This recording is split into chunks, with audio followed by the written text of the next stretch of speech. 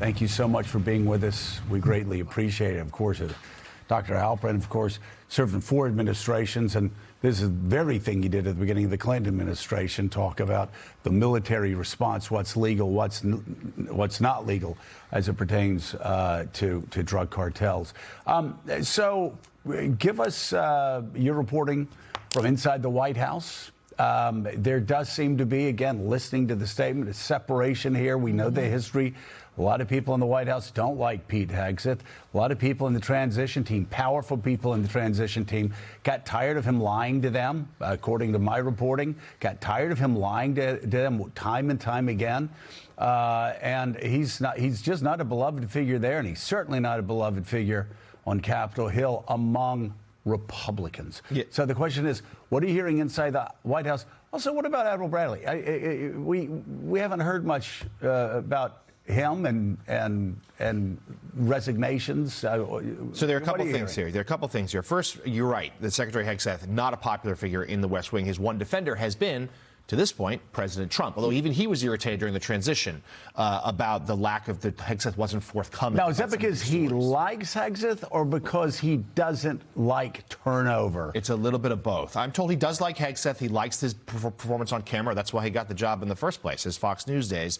And then he also has, it's been a point of pride for this administration that this year, first year of the second term, has not had nearly the turnover of his first year of his first term back in 2017.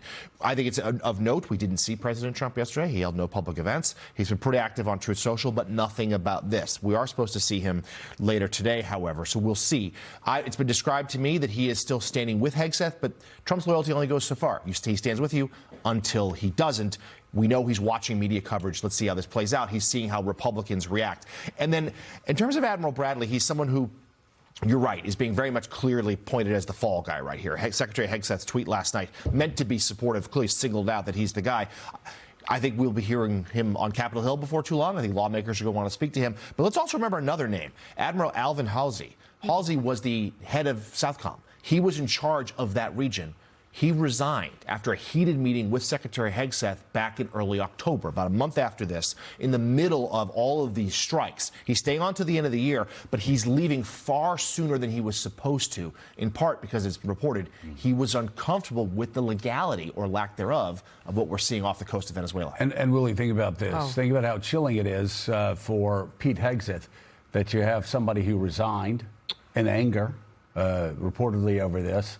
And also, as David Ignatius said, well, actually, quoting the Wall Street Journal editorial page, these admirals, these officers, they have receipts. They aren't going to do this without making sure they have evidence of authority sent by Pete Hegseth, which is why I personally believe, which is why the White House had to come out yesterday and admit this happened and not blame it, as Pete Hegseth did, on lefty fake news reporters. Right. Initially, they were like, I don't know what you're talking about. The receipts are all out there. And, you know, he can BS people on podcasts all he wants.